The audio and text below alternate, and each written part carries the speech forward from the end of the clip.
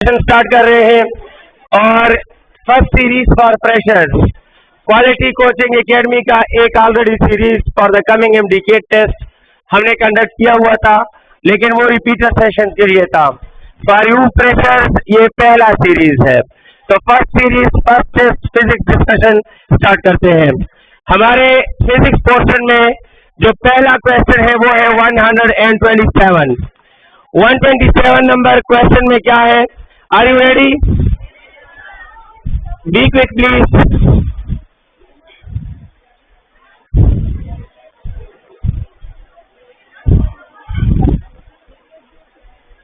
बैठ जाइए प्लीज। इकराम लांडो हो रहा कम एक्स्ट्रा क्लास चिपकी एक्स्ट्रा डिस्कशन को वारी हुआ रोज देखी गिरा वेखे जाओ।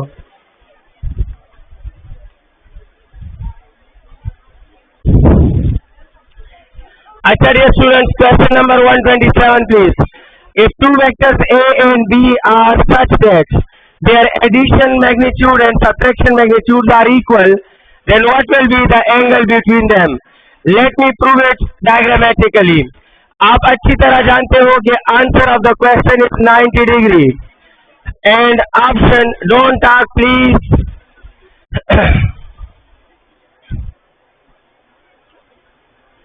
बैठ भी जाए प्लीज। आप क्यों करे हैं? आपको क्या इशू है? टेस्ट सबमिट कर दे, डिस्कशन लेनी है तो बैठ जाए।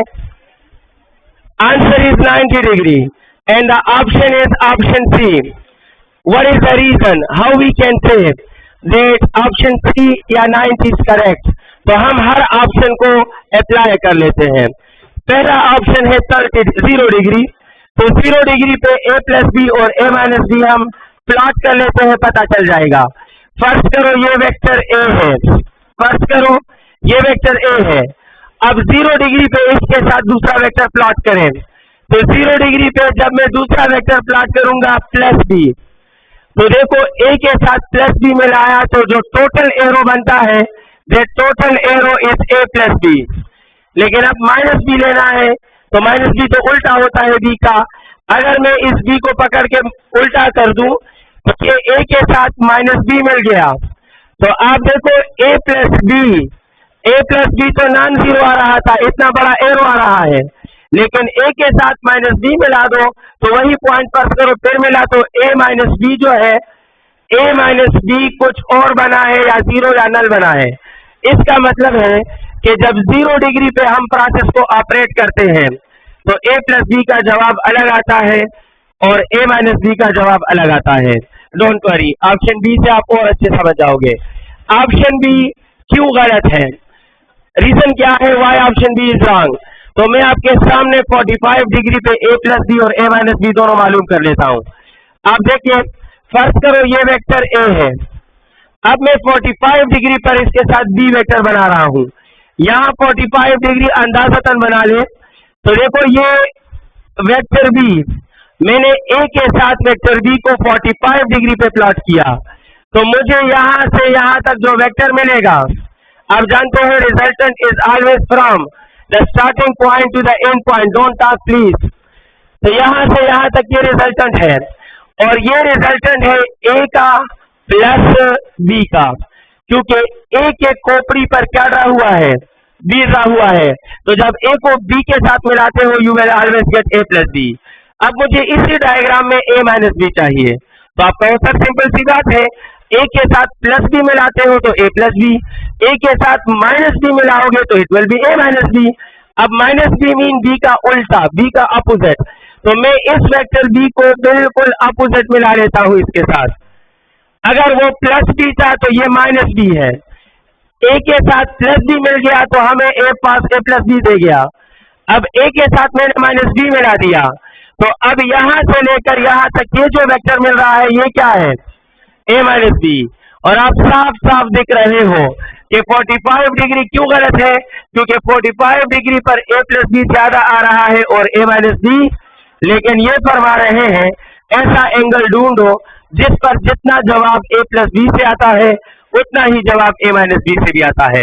तो अब हम ऑप्शन सी करेक्ट लेते हैं। क्यों लेते हैं 90 डिग्री?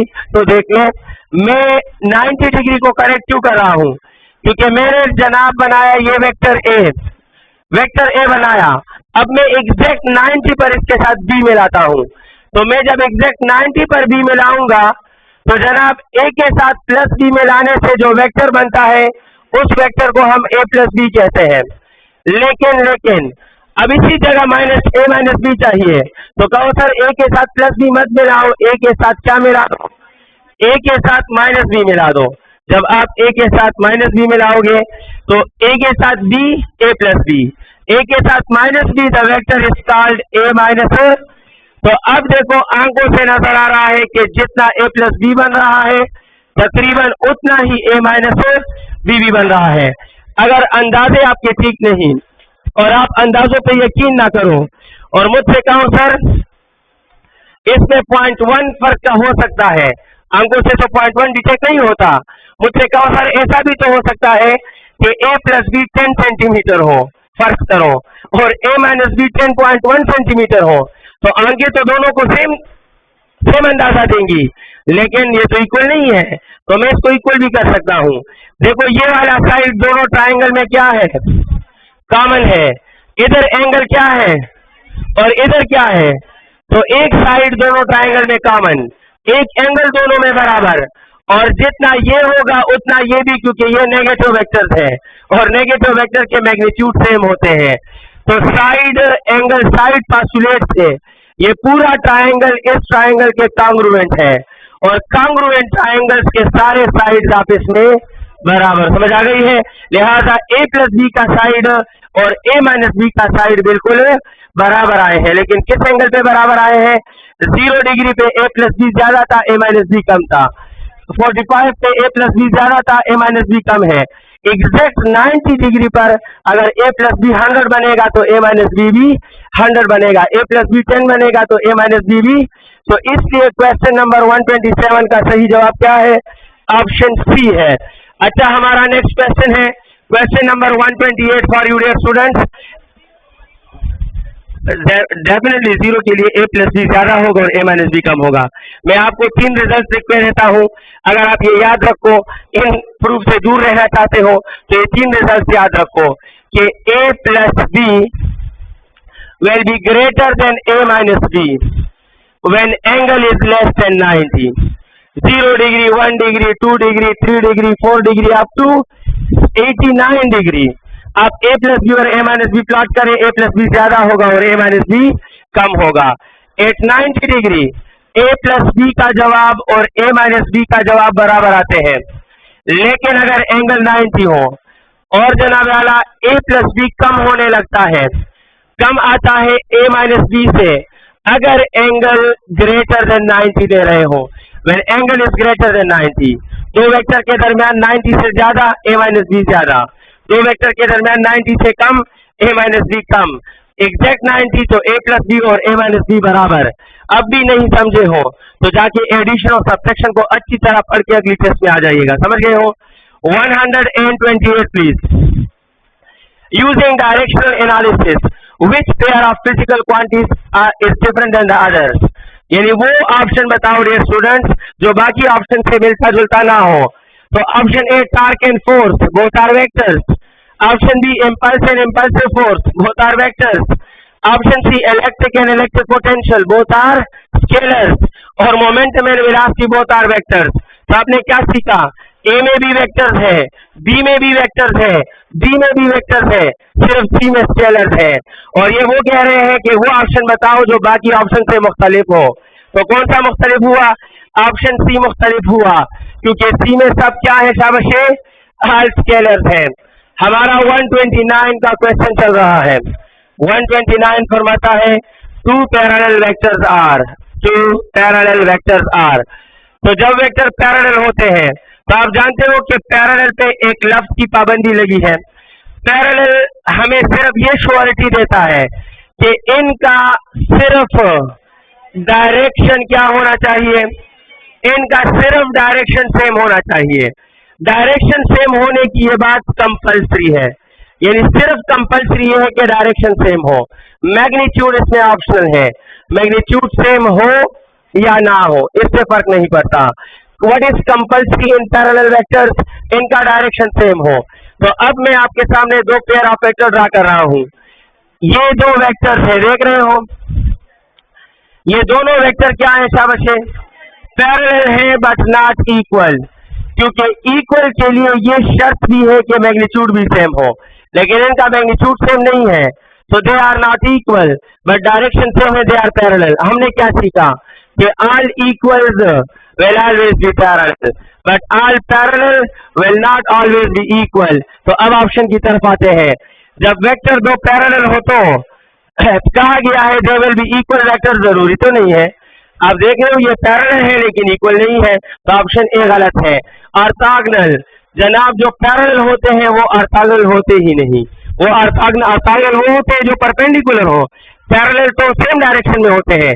तो बी ऑप्शन गलत, मे और मे नॉट बी इक्वल, ये ठीक है ना, क्योंकि ये दो पैरेलल है और इक्वल नहीं है, लेकिन ये दोनों पैरेलल भी है और ये दोनों, तो देखो यहाँ पैरेलल है और इक्वल नहीं है, यहाँ पैरेलल भी है और इक्वल भी है, तो पैरेलल इक्वल हो भी सकते हैं और नहीं भी। करेक्ट ऑप्शन क्या होगा शाबाश, करेक्ट ऑप्शन ऑप्शन सी। हमारा नेक्स्ट क्वेश्चन, और वो है क्वेश्चन नंबर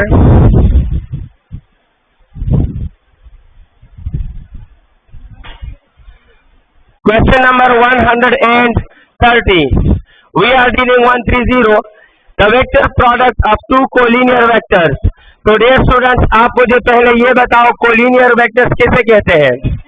शाबाश, देखो को किससे निकला है? कॉमन से, किससे? कॉमन से, और लीनियर निकला है लाइन से। तो वो सारे वेक्टर जिनका एक ही लाइन पर मौजूद अवेलेबल हो, अगर टोल वेक्टर से पयो लाइन मौजूद हुई अभी तो सवाई, they are called collinear, the vectors existing on same line. तो ये है जनाब आला एक ही लाइन, इस लाइन पर जितने भी वेक्टर ड्रा करोगे वो आपस में कोलिनियर है। देख लें, एक ये ड्रा हो रहा है, दूसरा मैं इसको ड्रा कर रहा हूं, तीसरा मैं इसको ड्रा कर रहा हूं। ये गिवन डायग्राम में 3 वेक्टर्स है और तीनों वेक्टर्स कोलिनियर है। इस डायग्राम में 3 वेक्टर्स हैं और तीनों वेक्टर्स आपस में कोलिनियर है। आपने क्या सीखा कि कोलिनियर वेक्टर्स के दरमियान कौन से एंगल पॉसिबल है? शाबाश, दुआ, सिर्फ 2 एंगल पॉसिबल है, जिनका डायरेक्शन सेम उनके दरमियान और जिनका डायरेक्शन अपोजिट उनके दरमियान। तो इसका मतलब है कोलिनियर वेक्टर्स वो होते हैं जिनके दरमियान या 0 डिग्री होगा या 180। अब ये बताएं कि क्रॉस प्रोडक्ट में क्या होता है राइट साइड से? क्रॉस प्रोडक्ट में magnitude along with sine theta, लेकिन कौन से वेक्टर दिए हैं? और आपने क्या सीखा कि कोलिनियर के लिए थीटा की जगह या 0 आएगा और या, तो अगर 0 आ गया फिर भी साइन 0 इज 0, और अगर 180 आ गया फिर भी साइन 180 इज 0। तो हर हाल में 0 हो या 180 यहाँ साइन से क्या आएगा, और जब 0 आएगा तो क्रॉस प्रोडक्ट, गौर से सुने, क्रॉस प्रोडक्ट का जवाब क्या होगा? वेरी गुड, अच्छा बोलते हो। तो 0 तो है, मैग्नीट्यूड 0 हो गया, लेकिन क्रॉस प्रोडक्ट का जवाब वेक्टर होता है, और जब वेक्टर का आंसर 0 हो जाए तो उसे 0 नहीं बोलते, दैट इज कॉल्ड 0 वेक्टर या नल वेक्टर। सो आप उम्मीद है समझ गए होंगे कि 130 नंबर क्वेश्चन में करेक्ट ऑप्शन क्या है? Option C. नल वेक्टर कैसे आया, मैं उम्मीद करता हूं आप समझ गए हैं। कैसे? कोलिनियर में वो वेक्टर्स होते हैं जिनके दरमियान या 0 होगा या 180 होगा, और 0 हो या 180 हो साइन 0 हो जाता है। साइन 0 तो पूरा क्रॉस प्रोडक्ट का मैग्नीट्यूड 0, लेकिन क्रॉस प्रोडक्ट का मैग्नीट्यूड 0 हम नहीं, मैग्नीट्यूड 0 है लेकिन वहां आंसर 0 नहीं कहते क्योंकि ये वेक्टर है, और वेक्टर में जब वैल्यू 0 हो जाए तो हम कहते हैं यहाँ क्या आ गया? नल वेक्टर आ गया। अच्छा 131 please. The minimum number of forces whose vector sum is equal to 0। शाबाश, कितने फोर्सेस से आप 0 रिजल्ट ले सकते हो? कम से कम 2। यकीन नहीं आता तो ये मोहतरम क्या ले लें? एक बारी ले लें। फर्स्ट करो, ये एक बारी है और मैं कह रहा हूं कि इस पर एक फोर्स इस तरफ लग रहा है 2 न्यूटन और एक फोर्स इस तरफ लग रहा है 2 न्यूटन। तो आप सब इस बात की गवाही देंगे कि इस हाल में ये बारी रेस्ट में हो तो क्या रहेगी? रेस्ट में रहेगी ना। रेस्ट में क्यों रह रही है? क्योंकि उन दोनों फोर्सेस का रिजल्टेंट क्या आ रहा है? 0। इसका मतलब है कि जीरो रिजल्टेंट कम से कम कितने फोर्सेस से हम ले सकते हैं? दो। ज्यादा से ज्यादा तो किसी भी हद तक जा सकते हैं, लेकिन कम से कम दो फोर्सेस हो तो हम जीरो रिजल्टेंट ले सकते हैं। अगर सिंगल फोर्स होगा तो नेट फोर्स कभी जीरो नहीं होगा। आपके इशू क्यों खत्म नहीं होते? जल्दी जल्दी बैठ जाए प्लीज। और आप जो इधर डिस्कशन कर रहे हैं, आप हॉस्टल में घर में आराम से बैठकर कल तक इस पे डिस्कशन करें काइंडली। अगर आप खुद नहीं सुनना चाहते तो जो सुनने चाहते हो उनको सुनने दे प्लीज। So dear students, 131, 132 हमारा next question. 132, the resultant of the sum of a vector with its negative vector is, very good। आप 132 में कह रहे हैं कि एक आप वेक्टर ले लें। क्या ले लें? वेक्टर। तो ये लो, फर्स्ट करो आपने वेक्टर ले लिया, फिर फरमा रहे हैं कि अब इसका नेगेटिव वेक्टर ले लें। तो मैं उम्मीद करता हूं आप में से हर कोई बंदा जानता है नेगेटिव वेक्टर वो होगा जो मैग्नीट्यूड तो इतना ही रखेगा लेकिन डायरेक्शन। अब इसका नेगेटिव वेक्टर ले ले, तो ये लो मैंने ले लिया। अब ये फरमा रहे हैं एक वेक्टर ले लो, मैंने ले लिया, फिर कहा इसका नेगेटिव ले लो, ले लिया। अब ये कह रहे हैं कि इन दोनों को सम करो, ऐड करो, वेक्टर एडिशन करो। तो आप जानते हैं कि जब भी दो इक्वल लेकिन अपोजिट वेक्टर कंबाइन होते हैं तो रिजल्ट क्या हो जाता है? इसलिए जब एक वेक्टर, देखो, जब एक वेक्टर अपने ही नेगेटिव वेक्टर के साथ ऐड हो जाए तो ये दोनों एक दूसरे को न्यूट्रलाइज कर लेते हैं और रिजल्टेंट क्या हो जाता है? नल वेक्टर या zero vector. The correct option is the resultant of the sum of a vector. इस अ वेक्टर का इस अपने नेगेटिव वेक्टर के साथ एडिशन से हमेशा क्या आएगा? नल वेक्टर आएगा, जीरो वेक्टर आएगा। And correct option is option D. 133 आपके नाम। 133 फरमाता है कि A = I + J + K है, इसका मैग्नीट्यूड क्या होगा? सो बहुत आसान फॉर्मेट आपको दे रहा हूं। आपको हर जगह वेक्टर में मैग्नीट्यूड की जरूरत होगी, तो क्यों ना हम मैग्नीट्यूड का कोई जनरल फार्मूला लिखें। तो याद रखो डियर स्टूडेंट्स, मैग्नीट्यूड का I am discussing question number 133 please. 133 on the board. Formula है जनरल मैग्नीट्यूड ऑफ वेक्टर का। हमेशा याद रखें कि मैग्नीट्यूड ऑफ एनी वेक्टर, चाहे रिजल्टेंट वेक्टर हो चाहे कोई भी वेक्टर हो, लेकिन उसका मैग्नीट्यूड होता है under root coefficient of I cap का square plus coefficient of J cap का square plus coefficient of K cap का स्क्वायर। तो it is a general equation for magnitude of vector जो कि हर वेक्टर पर अप्लाई होगा। अब फरमा रहे हैं कि आप एक वेक्टर ले रहे हैं ए, और वेक्टर ए आपके लिए गिवन है I + J + K। आपसे कह रहे हैं इसका मैग्नीट्यूड फाइंड करो, तो वैल्यू पुट कर सकते हो। कोएफिशिएंट ऑफ I क्या है? कोएफिशिएंट ऑफ J और कोएफिशिएंट ऑफ K। लिहाजा मैग्नीट्यूड के उसूलों के मुताबिक coefficient of I 1² + 1² + 1² and it is under root 3। The correct option in the question is option C। 134 on the board। 134 पे बात हो रही है। दो वेक्टर्स हैं और दोनों आपस में इक्वल वेक्टर्स हैं, तो कौन सा ऑप्शन ठीक होगा? मुझे सिर्फ ये बताइए साथ में मेरा प्लीज, इक्वल वेक्टर में कितने शराइत होते हैं? जब वेक्टर इक्वल होते हैं तो शर्तें दो हुआ करती हैं, मैग्नीट्यूड उनका सेम होता है और डायरेक्शन भी सेम होता है। लेकिन ये तो बता दें सेम डायरेक्शन के दरमियान एंगल क्या होता है? Zero. When direction is same the angle will B zero. अब आई थिंक आपको खुद ब खुद क्लियर हो गया कि जब दो फोर्सेस इक्वल है तो उनका, सुने please, magnitude of 1 will be equal to magnitude of 2। ऐसा लिखूंगा या नहीं? और साथ में लिखूंगा डायरेक्शन, लेकिन डायरेक्शन सेम मीन के थीटा कितना है? अब इस मैग्नीट्यूड ऑफ 1 को मैं लिख सकता हूं कि F1 मॉडुलस, क्योंकि जब भी वेक्टर को मॉडुलस में बंद करो ये उसका मैग्नीट्यूड होता है, और इक्वल की जगह इक्वल, मैग्नीट्यूड ऑफ 2 की जगह लिख सकता हूं F2 मॉडुलस। तो F1 modulus is equal to F2 modulus, magnitude equal, और theta 0 degree mean direction same. Magnitude की इक्वलिटी और सिमिलर डायरेक्शन करेस्पॉन्ड्स के फोर्सेस क्या है? इक्वल है। तो स्टेटमेंट फिर से सुने। क्वेश्चन नंबर 134 में फरमा रहे हैं कि अगर F1 और F2 और दो इक्वल वेक्टर हो तो कौन सा मैथमेटिकल फॉर्म ठीक है? ए ऑप्शन क्यों ठीक है? क्योंकि इसमें magnitude of 1 is equal to magnitude of 2 भी लिखता है और साथ में थीटा जीरो मीन के दोनों का डायरेक्शन भी सेम है। अच्छा, ऑप्शन बी क्यों गलत है? क्योंकि बी में सिर्फ मैग्नीट्यूड इक्वल लिखता है, डायरेक्शन के बारे में कोई इंफॉर्मेशन, तो ये इक्वल वेक्टर्स की कंप्लीट इंफॉर्मेशन नहीं है। ऑप्शन सी क्यों ठीक नहीं है? क्योंकि उसमें मैग्नीट्यूड तो इक्वल है लेकिन 90 डिग्री मीन्स कि उनका डायरेक्शन सेम नहीं है। ऑप्शन डी भी गलत है क्योंकि उसमें 180 मीन डायरेक्शन ऑपोजिट है। तो करेक्ट ऑप्शन क्या है सबसे? करेक्ट ऑप्शन ऑप्शन ए है। हमारा नेक्स्ट क्वेश्चन है और नेक्स्ट क्वेश्चन है 135 ऑन द बोर्ड। 135 फरमाता है, question number 135, the minimum number of unequal magnitude forces. अगर फोर्सेस का मैग्नीट्यूड बराबर ना लो तो जीरो रिजल्टेंट आपको कितने फोर्सेस से मिल सकता है? कम से कम कितने से आपको जीरो रिजल्ट मिल सकता है? तो बताइए शाबाश, कैसे? मुझे समझाओगे?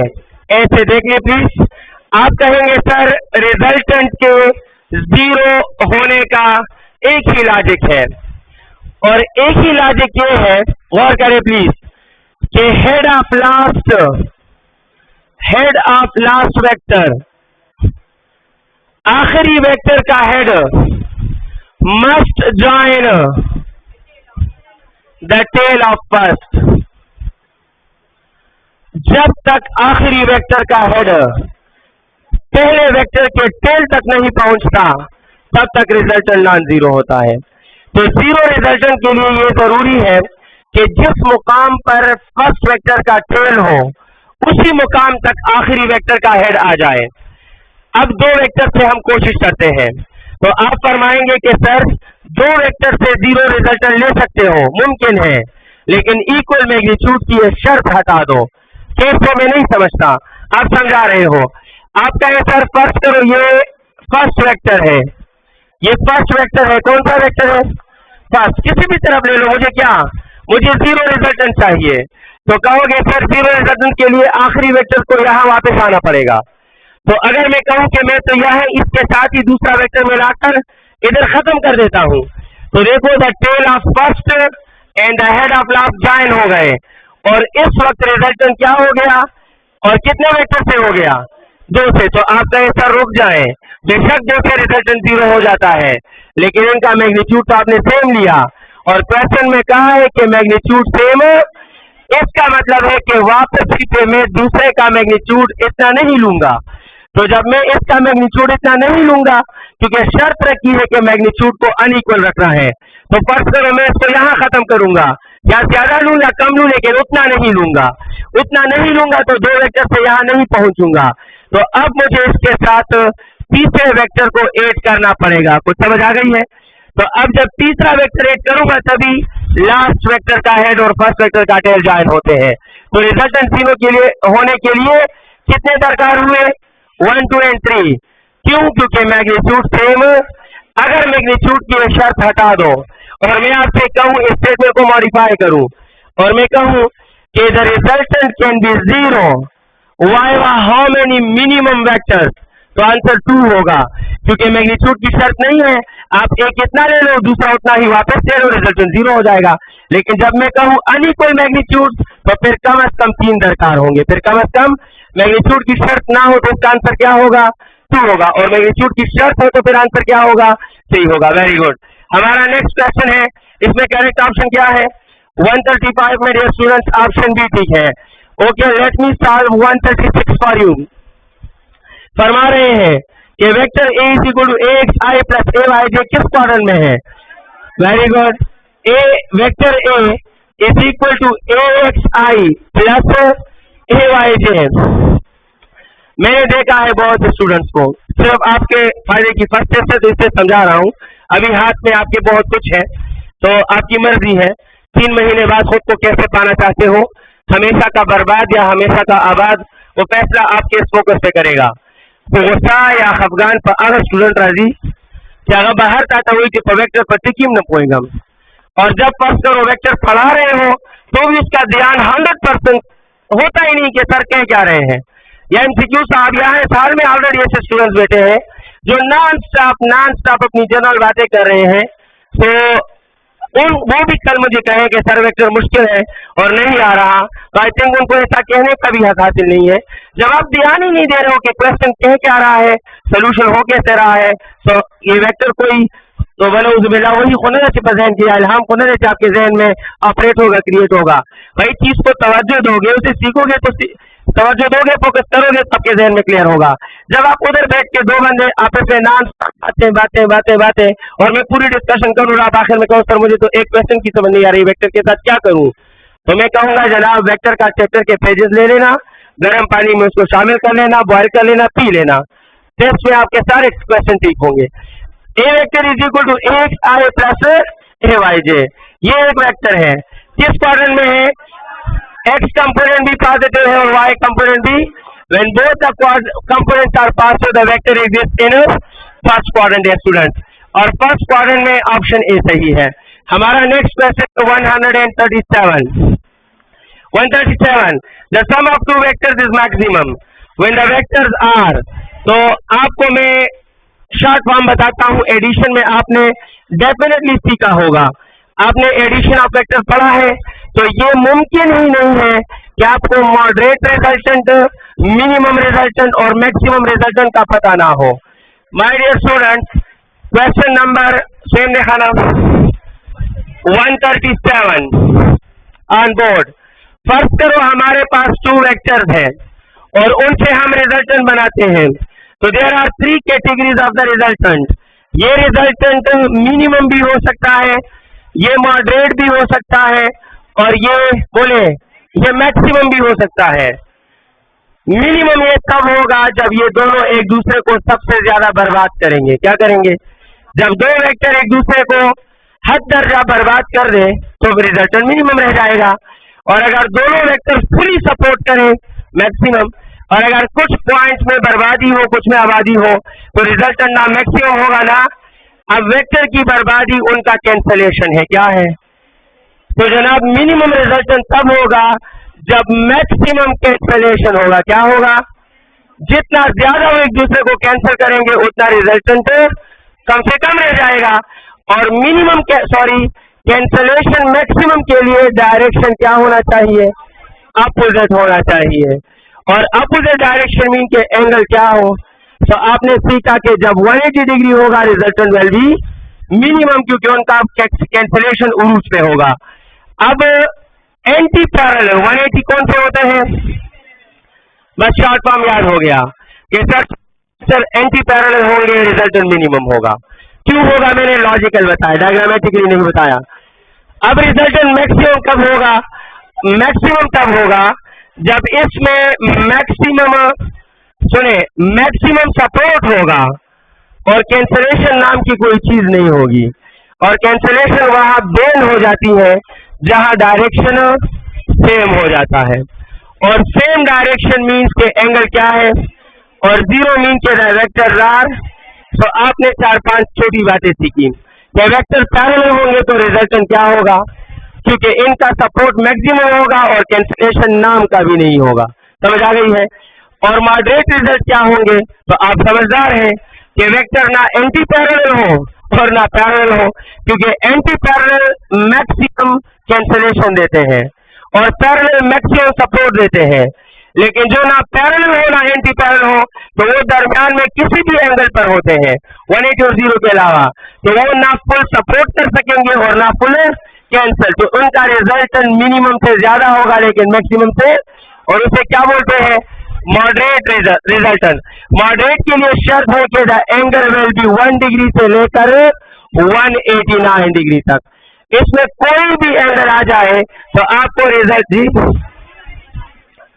हाँ 179 है, किसने 189 लिखा है? आपने 189 बोला है, तो 1 डिग्री से लेकर 179 डिग्री तक ये मॉडरेट रिजल्टेंट देगा। So the resultant will B maximum when theta is 0। It will be minimum when theta is 180. Moderate when angle is between 0 and 180. 0 और 180 के दरमियान कोई भी एंगल आ जाए, रिजल्ट उसके मुताबिक कम ज्यादा होगा, लेकिन मैक्सिमम से कम होगा। अब क्वेश्चन की तरफ लौट के आते हैं। दो वेक्टर का रिजल्टेंट मैक्सिमम होगा जब वो पैरेलल होंगे। तो ऑप्शन 137 में कौन सा ठीक है? ए। 138 आपके लिए जी,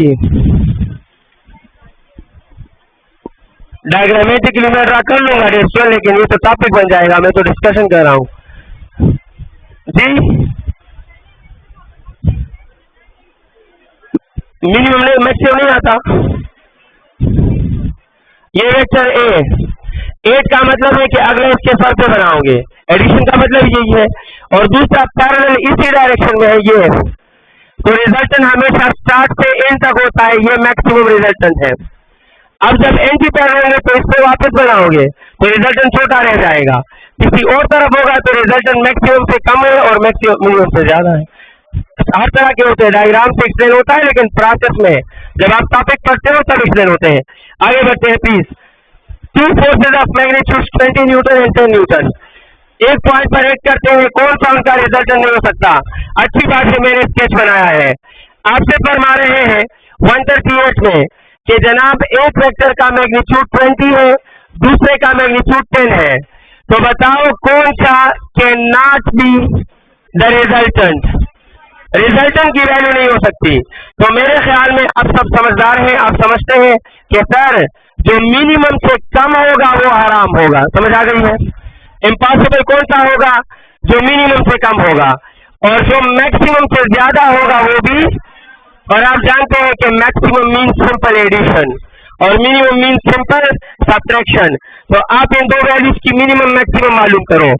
इन दो वैल्यूज का मिनिमम क्या है? 20 माइनस 10 यानी 10, और इनका मैक्सिमम क्या है? 20 प्लस 10 यानी 30। इसका मतलब है 10 भी अलाउड, 30 भी अलाउड और इनके दरमियान भी allowed. 10 is the minimum resultant, 30 is the maximum resultant, और दरमियान में moderate resultant all are allowed, लेकिन 10 से कम भी हराम और 30 से ज्यादा भी। तो कौन सा ऑप्शन ठीक है हिसाब से? 137 हो गया, 138 option on the next page please. अच्छा, कौन सा ऑप्शन ठीक है? 35 न्यूटन। तो ऑप्शन डी ये उसूलों से बाहर है। 139 डियर स्टूडेंट्स। और हमारा next question X component and Y component भी हो गया क्वेश्चन। वेरी गुड, मुबारक हो आपको। अच्छा, क्वेश्चन नंबर 139 प्लीज। If the X component and Y component of a vector are minus x and plus y with angle of vector is 70 degree, what is the direction? Keep in your mind, x component क्या है? Negative, और y component it means the vector is existing in second quadrant, और theta आपको कितना मिला है? 70। Angle of vector is actually angle in quadrant 70 degree. Direction क्या होगा? तो मैं जानता हूं, आपको पता होगा, सेकेंड क्वाड्रेंट में डायरेक्शन का रूल है 180 माइनस थीटा, 180 माइनस थीटा। क्यों? क्योंकि थीटा का उसूल है कि theta must touch the X component and will face the Y component, और डायरेक्शन का उसूल है कि it will be from positive x axis anticlockwise. So dear students, the correct option is 180 minus 70 and it is 110। ये लो जनाब coordinate system, ये coordinate system, ये वेक्टर मोहतरम बना है सेकेंड क्वाड्रेंट में, और इसका ये एंगल 70 दिया है। ये 70 थीटा क्यों है? क्योंकि ये इसके एक्स कंपोनेंट को टच कर रहा है और वाई कंपोनेंट को, जो वाई को फेस करे, एक्स को टच करे, that is the angle of vector. लेकिन डायरेक्शन यहाँ से शुरू होता है और वेक्टर तक ये डायरेक्शन है, तो खुद फैसला करें ये डायरेक्शन कितना होगा। आप कहीं पर 180 से 70 हटा दो, हमें डायरेक्शन मिल जाएगा। तो समझ आ गई है? Rule of direction and the rule of angle in quadrant आपको पता हो तो ये क्वेश्चन आपके लिए मजाक है। 139 आप समझ चुके हो। करेक्ट ऑप्शन ऑप्शन डी सही दिखाना। हमारा नेक्स्ट क्वेश्चन है 140। 140 पे हमारी बात हो रही है, और ये क्या फरमा रहा है? If direction of a vector is 290, तो बताओ कौन कौन सी बातें सही है? जब आपको डायरेक्शन का एंगल दिया है 290, तो बताओ फर्स्ट क्वाड्रेंट कहाँ खत्म होता है? 90 पर। तो इट मीन ये तो फर्स्ट क्वाड्रेंट से निकल चुका है। सेकंड क्वाड्रेंट कहाँ खत्म होता है? तो ये सेकंड से भी निकल चुका है। थर्ड क्वाड्रेंट कहाँ खत्म होता है? तो ये तो 270 से भी निकल चुका है। It mean if direction is 290, the vector is in fourth quadrant, और फोर्थ क्वाड्रेंट में एक्स पॉजिटिव और वाई, लिहाजा वो ऑप्शन ठीक है जिसमें एक्स पॉजिटिव होगा और वाई नेगेटिव होगा। ये ऑप्शन सही है 140 में। तो मैं ऑप्शन ठीक दिखाना, सी ऑप्शन बिल्कुल सही है। हमारा नेक्स्ट क्वेश्चन,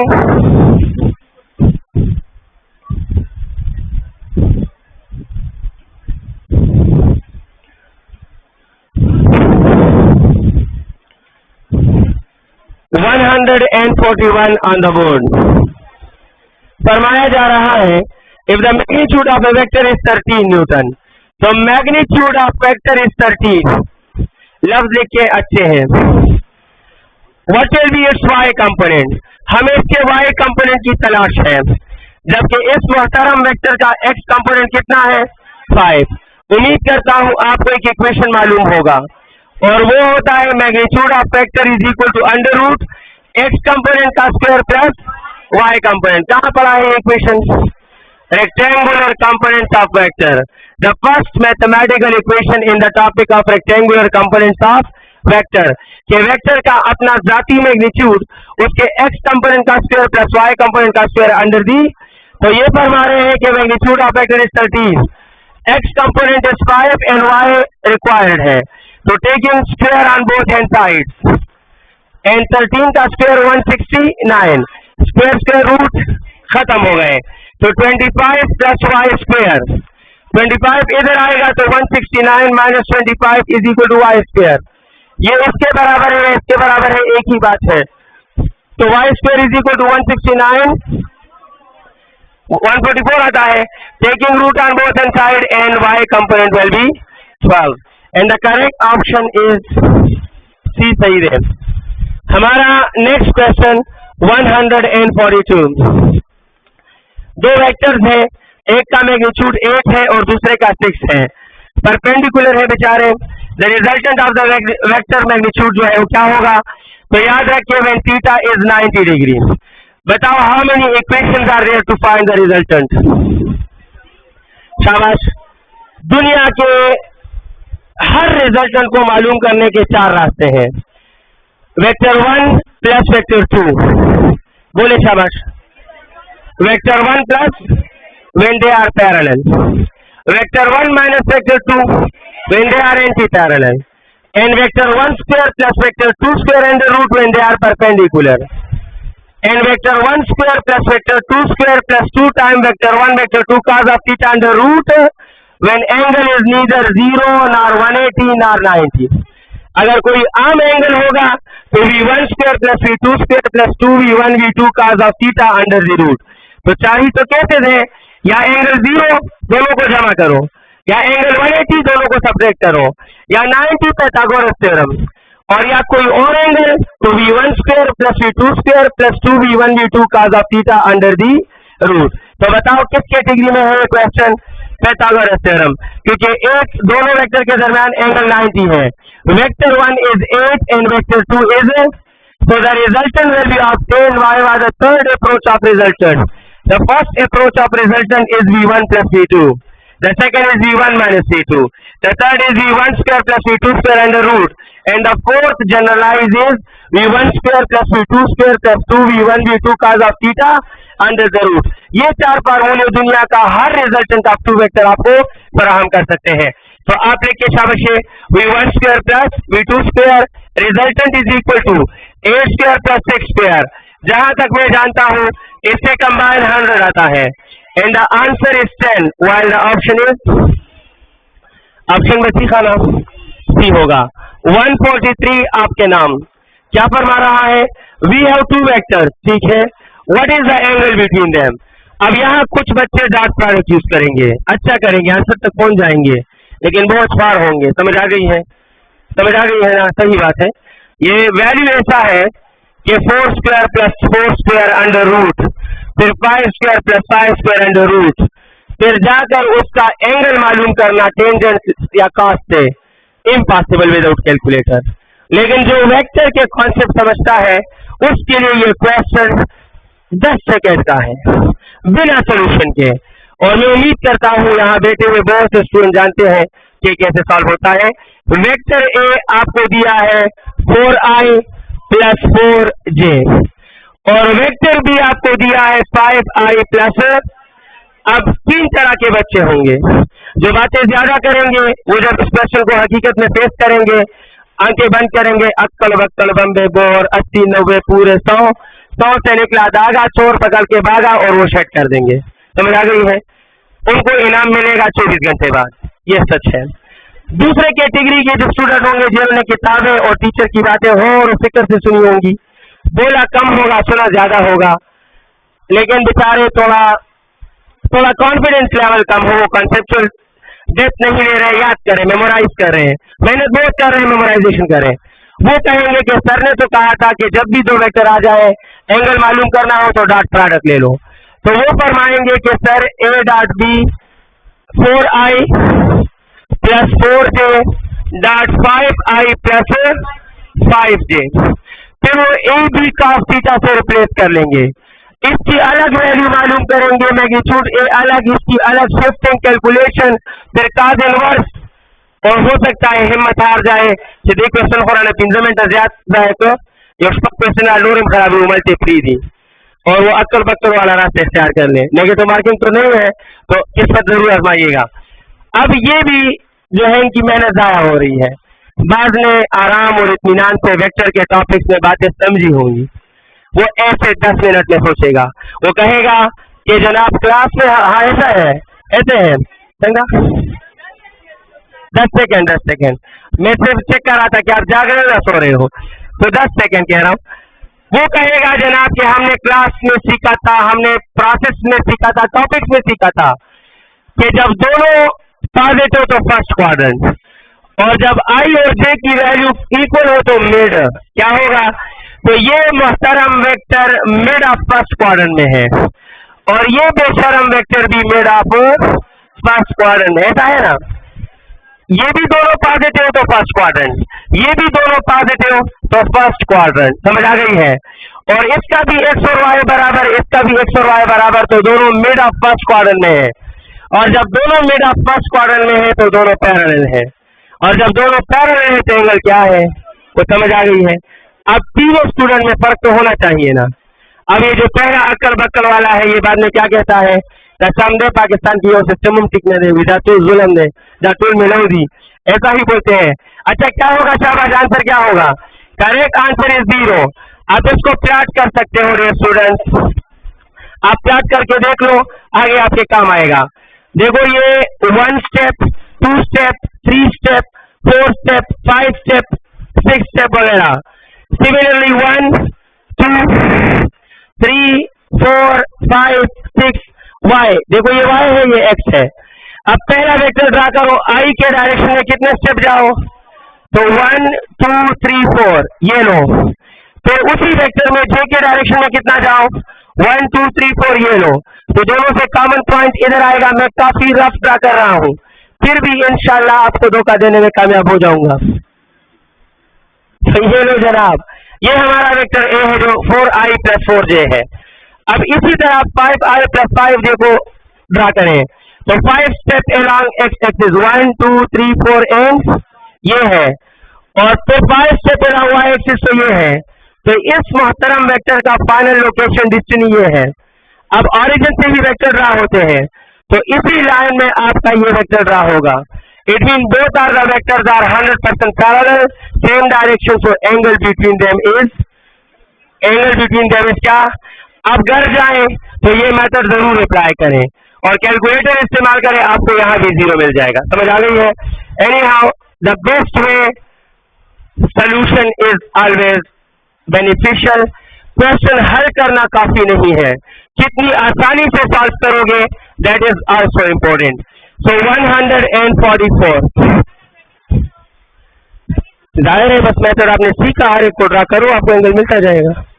मेथड तो ये ड्रा करने का मतलब ही है कि आपको मैंने मेथड सिखाया, अब तो हर एंगल की ड्रा नहीं कर सकता, अगर इधर वैल्यू चेंज कर दूं तो दूसरा वेक्टर कहीं और हो जाएगा। आप जज कर पाओगे कि एंगल 70 तक है, 30 तक है, प्लॉट करो, आपको एंगल मिल जाया करेगा। अच्छा, नेक्स्ट स्टेप की तरफ जाते हैं।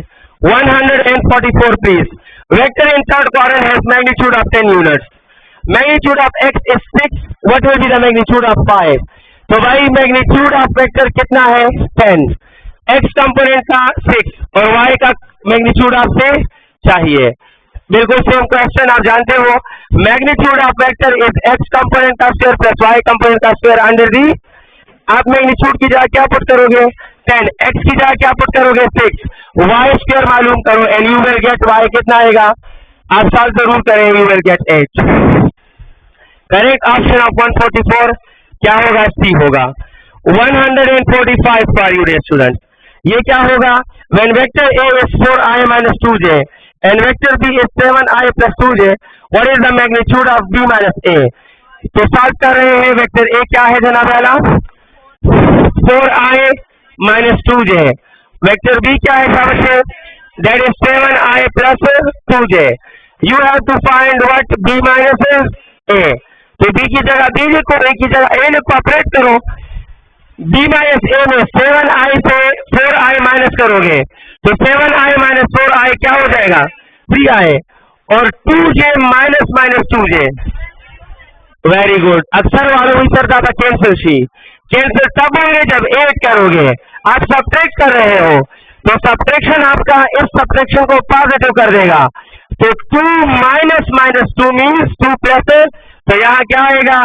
Plus 4j। अब ये b माइनस ए का वेक्टर है। अगर इन्होंने कहा होता what is b minus A तो ये जवाब ठीक था। इन्होंने कहा what is the magnitude of b minus A. तो अब आप अगले वेक्टर में b माइनस ए को मॉडुलस से 1 करो।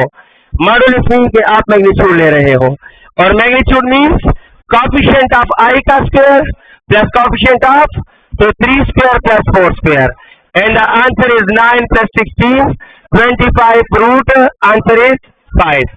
समझ गए हो? The actual answer of B minus A is 5। Option A ठीक है। हमारा नेक्स्ट क्वेश्चन,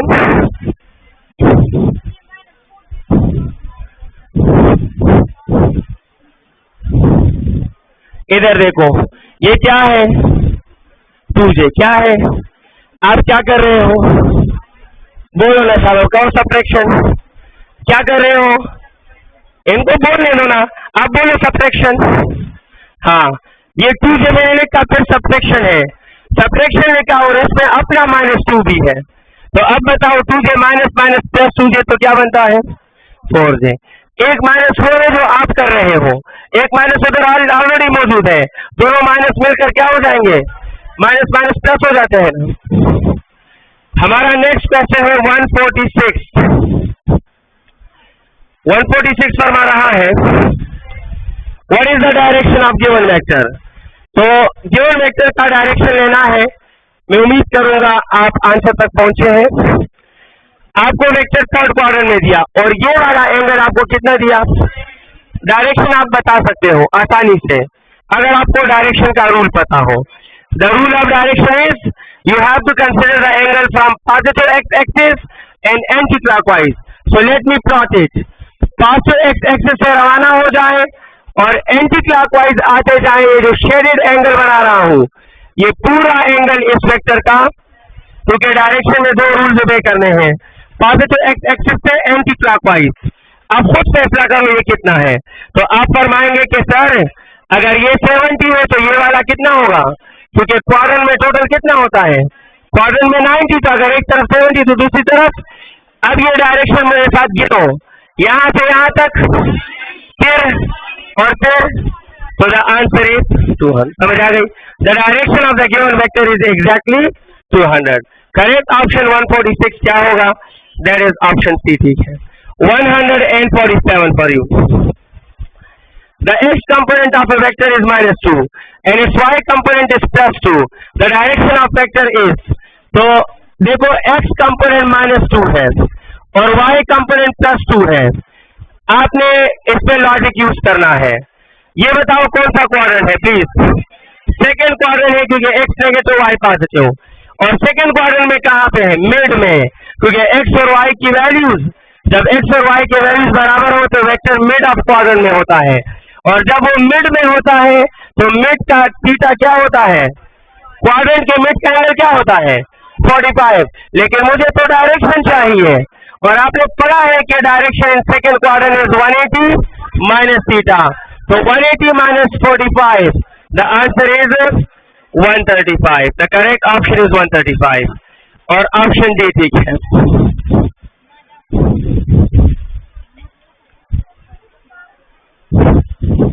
जी जी बोले प्लीज। तो आपने नहीं सुना, आपने सुना नहीं, आपने, चलो अल्लाह खैर करेगा। आपको डायरेक्शन का पता है, डायरेक्शन का रूल जानते हो? अच्छा 147 है।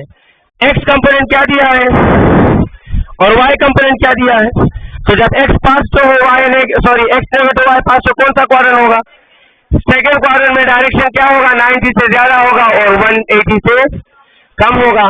तो 190 से ज्यादा क्योंकि 90 पे फर्स्ट क्वाड्रेंट खत्म, 180 से कम क्योंकि सेकेंड क्वाड्रेंट वहां खत्म होता है, और वेक्टर कहां पर है, सेकेंड क्वाड्रेंट में। तो 180 और 90 के माबेन दरमियान में कोई वैल्यू होगी। अब थीटा 45 क्यों है? क्योंकि इससे पहले मैंने यहाँ एक क्वेश्चन में तकरीर नहीं की आपके लिए कि एक्स और वाई के वैल्यू बराबर हो तो वेक्टर मिड ऑफ क्वाड्रेंट में है, यानी ये वेक्टर सेकेंड क्वाड्रेंट के मिड में है, ये वेक्टर यहाँ पे है। इट मीन के इसका ये वाला एंगल 45 है, तो ये वाला भी क्या होगा, क्योंकि ये मिड में है और मिड का सबूत है कि एक्स और वाई की वैल्यू बराबर है। तो अब डायरेक्शन यहाँ से काउंट करो, ये 90 और 45 मिला दो तो कितने बनते हैं? The answer is 135। अब समझ आई है? यस यस, चलो अच्छा है। 148 सर ऐसे हिला रही है, बोल यस रही है तो मैं क्या कर सकता हूँ? एनीहाउ समझ गई हो ना, वेरी गुड शाबाश। 147 48 प्लीज। हमारा नेक्स्ट क्वेश्चन है, what is the resultant of A 100 unit east, B 70 unit west और C 20 unit east. My dear students, आपके नाम एक छोटा सा पैगाम, वो क्या है? रिजल्टेंट हमेशा इनिशियल से फाइनल तक होता है। ये रिजल्टेंट का खानदानी उसूल है, समझ आ गई है? रिजल्टेंट के अभाव अजदाद इसी उसूल पे चल जा रहे हैं, समझ आ गई है? इनिशियल से फाइनल तक। अब जो वेक्टर फरमा रहे हैं ऐड करते जाओ, मेरी हेल्प करो। पहला वेक्टर कितना है, किस तरफ है? तो ये मैंने पहला वेक्टर 100 ले लिया और ईस्ट की तरफ ले लिया। अब एडिशन तो जानते हो कि अगला इसके सर से शुरू करूंगा, इसी को कॉम्बिनेशन और एडिशन कहते हैं। दूसरा वेक्टर कितना है 70 लेकिन वेस्ट, एक मिनट। अब दूसरा 70 लेकिन वेस्ट है, तो यहां से शुरू करूंगा और वेस्ट अपोजिट आऊंगा ना, अपोजिट आ रहा हूं, अपोजिट फर्स्ट यहां पहुंचा क्योंकि जाना 100 था और वापस आना 70। अब अगला वेक्टर है वो इसके सर पे ड्रा करो, कितना है 20 है, और डेढ़ स्टूडेंट वो 20 है, लेकिन इस बात का ख्याल रखे यहां से अब प्लॉट करोगे इसके सर पर, और कितना वेक्टर 20 किस तरफ, तो यहां से 20 ईस्ट की तरफ आ जाओ, ये आप 20 ले आओ ईस्ट, यहां से आगे कोई गया है नहीं, तो ये मुकाम कौन सा था और ये मुकाम कौन सा है, और इनिशियल से फाइनल तक ये जो है रिजल्टेंट है। Resultant is from initial to final. तो देखो कैसे सॉल्व करेंगे, बहुत आसान हो गया। टोटल कितना था प्लीज 100, उससे 70 निकल गया, कितना रह गया, और 30 में 20 फिर शामिल हो गया, तो ये कितना हो गया, समझ आ गई? So from initial to final it is 50, from initial to final it is 50। The correct option is, और किस तरफ आ रहा है प्लीज, ईस्ट की तरफ। Very nice. आंसर क्या होगा 148 50 ईस्ट। 149 प्लीज। हम 149 पे बात कर रहे हैं, आपको आवाज आ रही है? तब आवाज राजी खाना। 149 the dot product of two vectors is equal to the magnitude of their cross product. तो एंगल क्या होगा, सिंपल ए डॉट बी और ए क्रॉस बी बराबर है, तो वो एंगल कौन सा है जिसपे कॉस और साइन बराबर होते हैं? 45 डिग्री वो एंगल है जिसपे साइन और cos थीटा बराबर होते हैं, और ए डॉट बी में cos थीटा है और ए क्रॉस बी में, तो ए क्रॉस बी और ए डॉट बी बराबर का मतलब cos और साइन बराबर, लेकिन cos और साइन 45 पे बराबर होते हैं, और 45 को दुनिया वाले पाई बाय 4 कहते हैं, पाई बाय क्योंकि पाई बाई 2 90 है और 90 को एक बार फिर 2 पे डिवाइड करो तो क्या मिलेगा 45। तो pi by 4 is the correct answer. Correct option is option D 150 dear students. और 150 फरमा रहा है अगर a डॉट b माइनस 50 हो what is the magnitude of vector b in given figure. तो आपके लिए मैं ड्रा करूंगा ये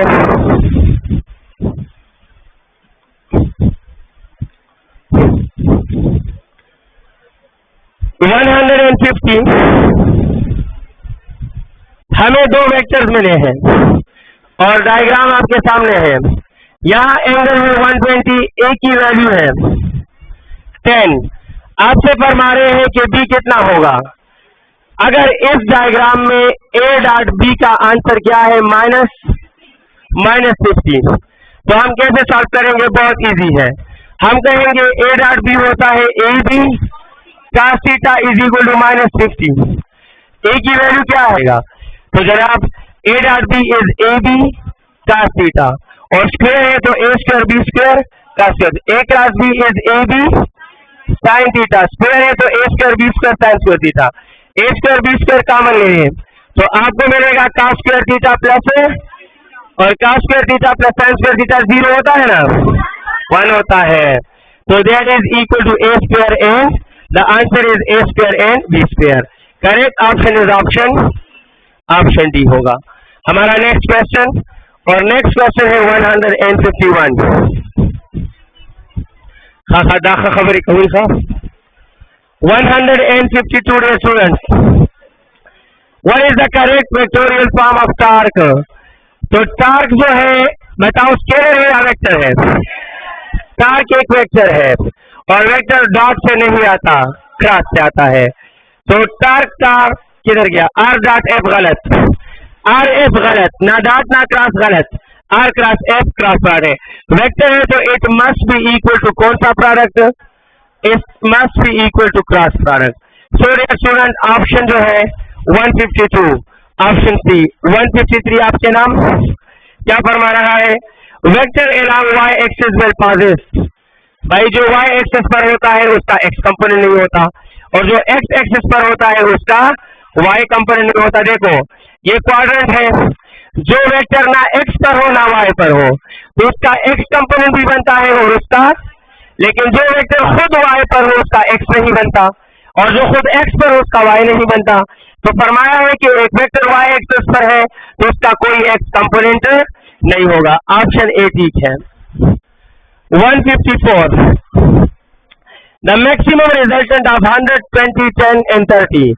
मैक्सिमम में सिंपल एडिशन, मैक्सिमम में सिंपल एडिशन। अगर मैक्सिमम रिजल्टेंट लेना है तो सिंपल एड ऑल वेक्टर्स, सारे वैल्यूज को ऐड करो। तो बताओ वैल्यूज कौन कौन से हैं प्लीज। 100 20 10 30 कितने राजी खाना 160। The maximum resultant will B 160। Option D ठीक है।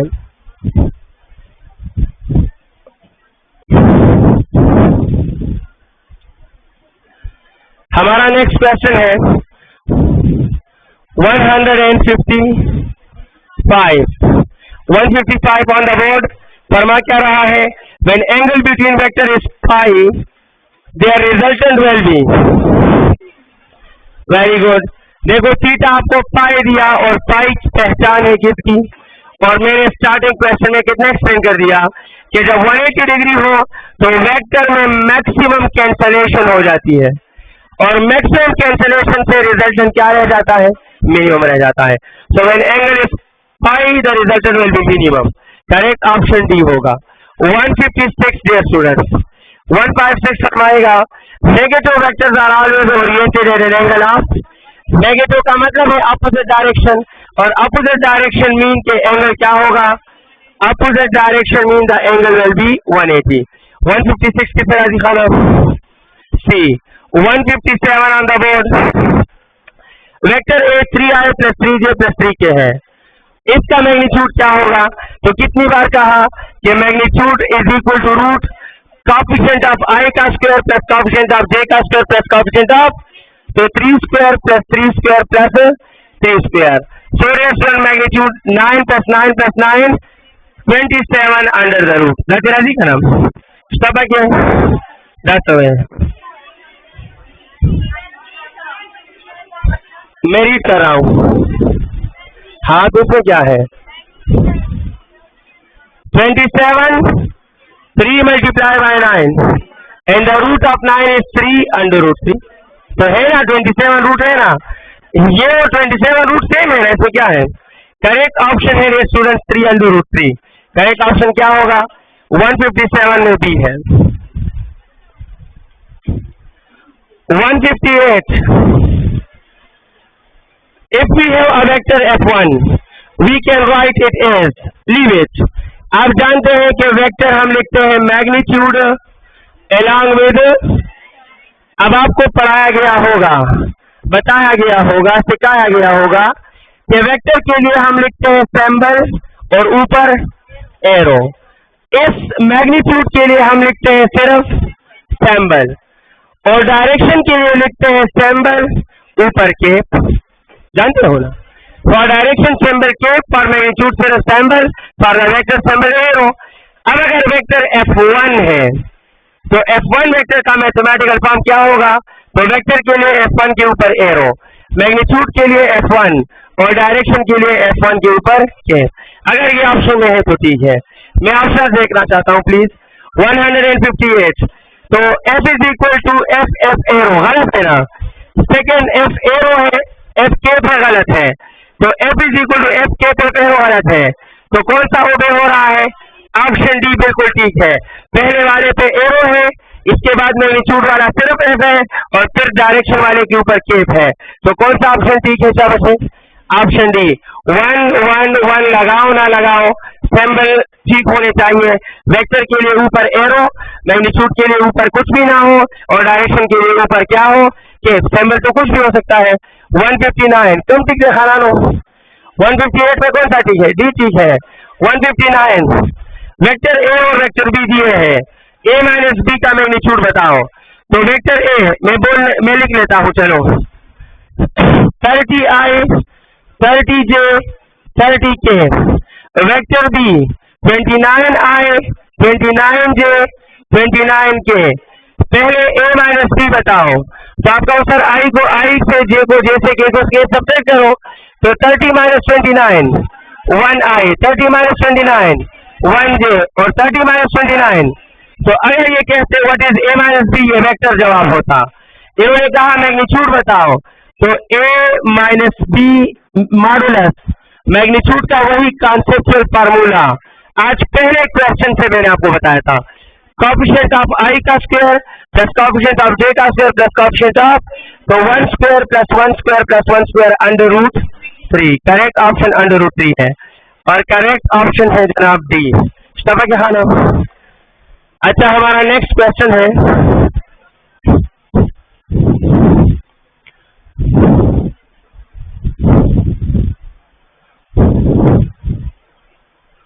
160। A dot B will be negative if theta is equal to, A dot B negative कब होगा? आपका उत्तर हम जानते हैं A dot B is equal to AB। तो ये फार्मूला हमें एक आराम सा सुकून वाला रिश्ता फराहम करता है। A dot B डिपेंड करता है किस पर? इट मीन हमसे आज का हमारा ईमान पुख्ता हो गया कि जब जहां जैसा cos थीटा तब वहां वैसा A dot B। When cos theta is positive, A dot B will be positive. When cos theta is negative, A dot B will be negative. When cos theta become minimum, A dot B will become minimum. When cos theta become maximum, A dot B will become maximum, and so on। लेकिन आप जानते हैं कि cos के value 0 degree से 90 degree तक क्या देते हैं, और cos के वैल्यू 90 डिग्री के बाद 91 से लेकर 180 तक क्या होते हैं? तो अगर cos इन एंगल पे नेगेटिव तो डॉट भी इन एंगल पे नेगेटिव। तो आगे फरमाएंगे हम 160 पे, क्या फरमाएंगे? A dot B will be negative when the angle between A and B is, एक मीन्स 0 गलत है क्योंकि वो पॉजिटिव रेंज में है, 30 गलत है पॉजिटिव में है, 90 गलत है 0 पॉजिटिव में है, और 120 ग्रेटर देन 90 है। तो dot will be negative when the angle is 120। Option D. हमारा नेक्स्ट क्वेश्चन है 161, the direction of vector obtain from A cross B will be. तो आप जानते हो कि ए क्रॉस बी से जो वेक्टर बनता है वो वेक्टर बी के साथ भी 90 बनाता है और ए के साथ भी 90 बनाता है। तो करेक्ट राइट हैंड रूल है, मैं उम्मीद करता हूँ आपको राइट हैंड रूल पता होगा। And the correct option is perpendicular to both A and B. Correct option C है। हमारा क्वेश्चन है 162, group of quantities containing all vectors. वो क्वांटिटीज बता दीजिए जिसमें सारे जो है वो वेक्टर्स हो। तो force time momentum time scalar दफा करो, displacement velocity time scalar leave it, acceleration vector, momentum vector और टॉर्क भी वेक्टर। तो करेक्ट ऑप्शन क्या है? सी है। Thank you very much dear students.